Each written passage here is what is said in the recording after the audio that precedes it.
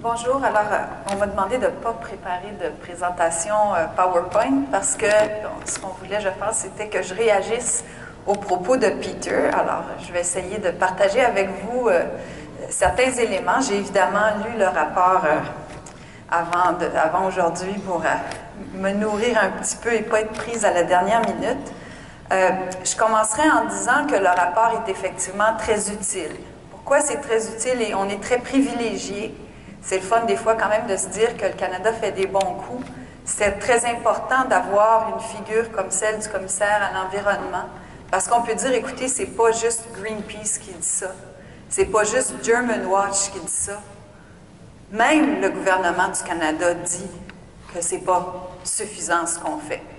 Alors, quand je suis arrivée ce matin puis que j'ai vu le slogan du Congrès « On peut faire mieux », bien, ça semble extrêmement opportun dans le cas des changements climatiques. Alors, je pense que c'était important peut-être un peu de retourner en arrière et de repenser notre histoire, le rôle du Canada dans ces grandes ententes internationales. Alors, je ne sais pas qui de vous est familier et savez que c'est vraiment le Canada qui a été l'ingénieur des trois grandes conventions internationales en environnement, la Convention de biodiversité, la Convention des changements climatiques et la Convention de la désertification, parce que c'était Maurice Strong, un homme que je n'ai jamais connu, mais que je salue ici, qui était donc un Canadien, et c'est lui, si on peut retrouver une personne qui a porté ce dossier, qui l'a développé et qui a fait qu'à Rio, en 1992, on a adopté ces conventions-là. C'est Maurice Strong qui a fait ça. Et si Maurice Strong l'a fait, c'est qu'il avait derrière lui aussi le gouvernement du Canada.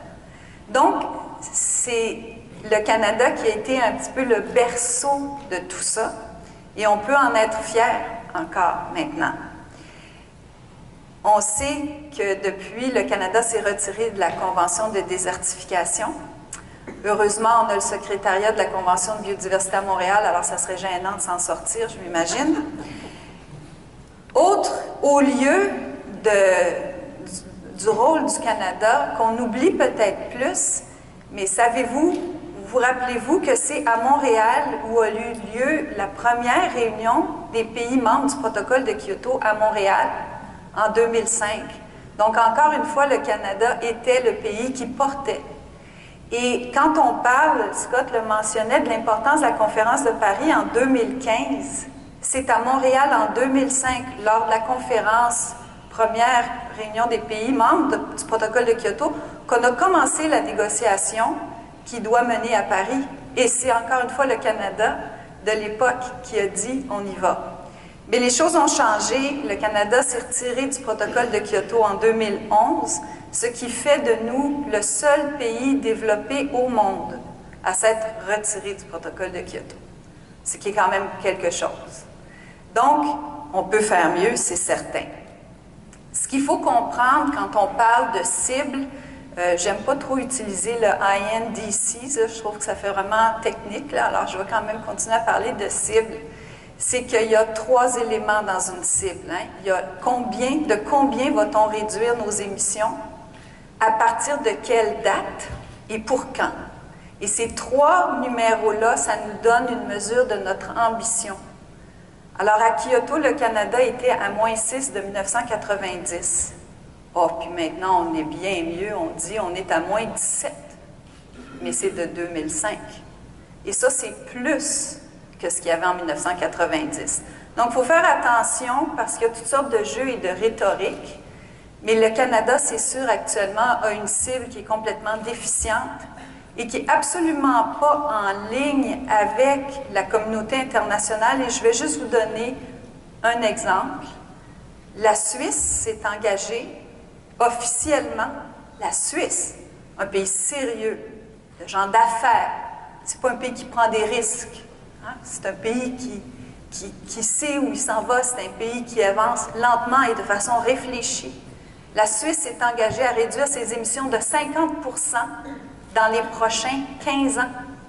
50% dans les prochains 15 ans. Alors, le Canada peut faire mieux, effectivement.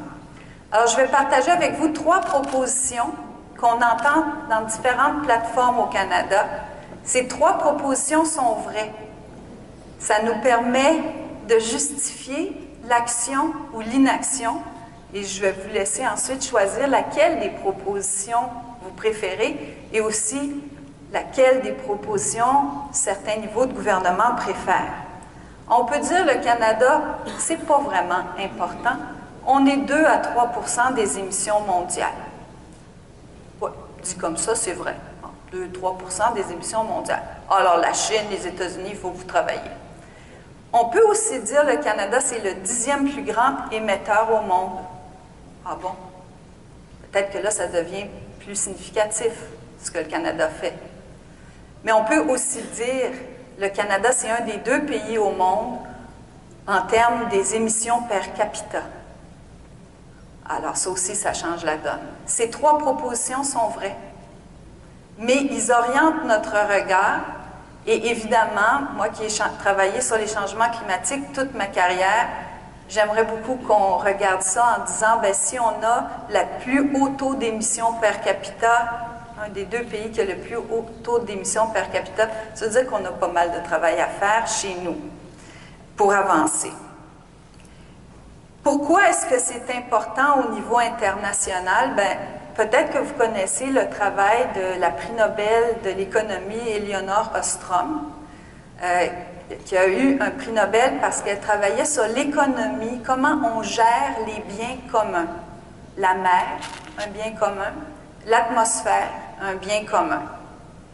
Et finalement, elle disait qu'il y a 3 choses qui sont importantes. La communication, hein, il faut que tous les partenaires qui gèrent ensemble un bien commun comme l'atmosphère communiquent. Il faut qu'il y ait la confiance et il faut qu'il y ait de la coopération. Bien, actuellement, la position du Canada, c'est une position de bris de confiance. Le Canada, actuellement, ce n'est pas un pays auquel on peut faire confiance. Il s'était engagé et il s'est retiré de son engagement. En plus, le Canada ne fait pas vraiment preuve de coopération parce que ses cibles ne sont absolument pas à la mesure des ambitions. Et je tiens à dire que le Canada ne s'est pas retiré de la Convention-cadre des changements climatiques et de ce fait, le Canada a accepté comme les 192 autres pays, le Canada a accepté le fait qu'il est impératif de limiter l'augmentation de la température à moins de 2 degrés. Donc, le Canada est incohérent avec ses propres positions. Ça, ce n'est pas mes positions, c'est les positions du Canada. Parce qu'il est resté dans la Convention, ce qui est très bien. Je suis très contente qu'il soit resté dans la Convention. Donc, en réponse maintenant directe à mes réactions face au rapport de la commissaire en environnement, je voudrais souligner 3 choses. Je vais préciser que j'ai été négociatrice à la Convention-cadre des changements climatiques pendant 7 ans, mais à mon grand soulagement, et je le dis en public, je n'étais pas négociatrice du Canada, j'étais négociatrice du Panama, et très heureuse de pouvoir dire non, je ne suis pas canadienne, je suis panaméenne ici. Donc, ma perception, elle vous vient de mon expérience de négociatrice d'un pays en voie de développement. Quand on a mis sur la table les pays en voie de développement, le financement pour les pays en voie de développement, c'était avec la reconnaissance que le problème, il a été causé par les pays développés. Le problème n'a pas été causé par les pays en voie de développement. Et donc, il faut que les pays développés aident les pays en voie de développement à l'atteindre. Et donc, il avait été négocié de nouvelles sources de financement additionnelles au financement existant. J'étais désappointée, mais peut-être que c'est impossible de le faire, de ne pas voir dans le rapport la preuve que le 1,2 milliard était en plus. L'aide internationale est-elle restée la même et a-t-on ajouté 1 milliard 200 millions? Mais pire encore, jamais les pays en voie de développement n'ont pensé que ça serait des prêts. C'était pas ça qui était sur la table. C'était de l'argent nouvel, du financement nouveau pour aider ces pays-là à faire face à des défis nouveaux. Donc, je questionnerai la conclusion qui dit que le Canada a rempli son obligation financière. Je pense aussi que pour les Canadiens, pour les gens qui payent leurs taxes, puis cet argent-là s'en va, les positions prises, par exemple, par la Norvège seraient beaucoup plus stimulantes. L'argent, les Norvégiens sont le pays qui donne le plus d'argent dans la communauté internationale actuellement en matière de lutte au changement climatique, mais ils ont des buts très clairs. Ils travaillent, puis je le connais parce que c'est ça mon travail, sur éviter le déboisement. Donc, ils y mettent de l'argent, mais ils y mettent aussi des capacités techniques. Donc, il y a un mouvement qui fait que les Norvégiens peuvent se dire on est fiers, on aide les Brésiliens, on aide les Indonésiens, on aide les gens au Congo, on sait pourquoi. Donc, c'est le comment, mais c'est le pourquoi aussi, qui, selon moi, devrait être clarifié pour que ça devienne un peu un projet de société. On est là-dedans dans ce même bateau, et nous, on aide en faisant ça. Donc, savoir pourquoi et pas diluer l'argent dans des banques en sachant pas trop à quoi elle va servir notre argent. Donc, est-ce que ça a été additionnel? Pourquoi est-ce que ça doit être repayé? Et à quoi on va l'utiliser? Et pourquoi ne pas l'amplifier par notre connaissance technique importante? J'étais très troublée en lisant le rapport de savoir qu'une partie de cet argent-là avait été utilisée pour des panneaux solaires, pour des mines canadiennes, sans doute, au Chili. Est-ce que c'est vraiment ça la priorité du Chili? Je ne le sais pas. Un deuxième point qui me paraissait intéressant, c'était le fait que nos émissions, selon le rapport, et je suis d'accord, sont bien mesurées. Donc, on peut se fier aux inventaires canadiens de gaz à effet de serre. Ça, c'est très important, c'est très positif. Il faut le souligner. Mais je pense qu'il y a un besoin de rétroalimenter les villes, par exemple, de redonner ces informations-là aux provinces. Le Canada va avancer dans la mesure où ces différents niveaux de gouvernement vont avoir les données pour être capables de suivre ce qui se passe chez eux. Et il semble que le fédéral, les inventaires restent très pris au niveau fédéral et que cette information-là, elle est pas vraiment partagée. Il n'y a pas longtemps, j'étais en réunion avec la Ville de Montréal qui disait on est 5 ans en retard sur nos inventaires, on ne sait pas comment avoir, et les gens de la Ville de Vancouver m'ont dit la même chose. Donc, si bien est que l'inventaire est bon et bien fait, il est important de pouvoir le redonner pour qu'il soit utilisé et que, comme pays, les choses avancent. Et ma troisième observation, c'est au niveau du rôle du fédéral par rapport aux provinces. Alors, Peter mentionnait, les actions du fédéral, c'est peut-être le tiers. Oui, mais encore. Le fédéral a certainement un rôle pour supporter, appuyer, demander et amplifier les actions des provinces. On ne peut pas penser qu'il y a un niveau de gouvernement qui peut travailler seul sans les autres. Et donc, ce rôle de leadership est extrêmement important et complètement, il manque complètement.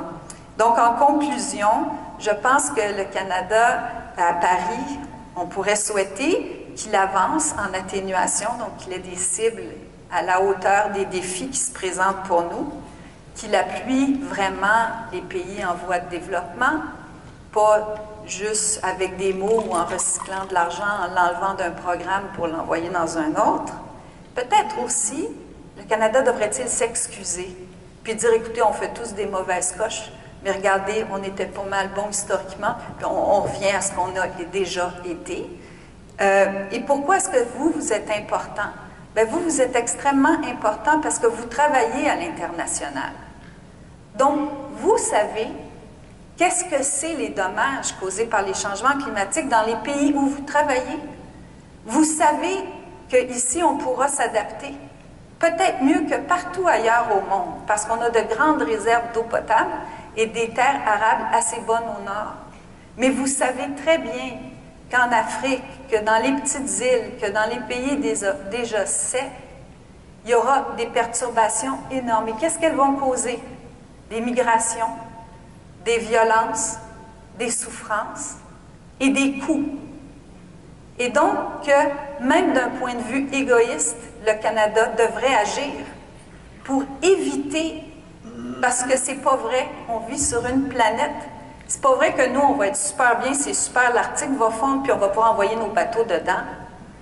Oui, mais c'est parce que si toutes les autres personnes dans le Sud ne peuvent plus vivre chez eux parce que le Bangladesh est sous l'eau, ça va causer des problèmes chez nous aussi.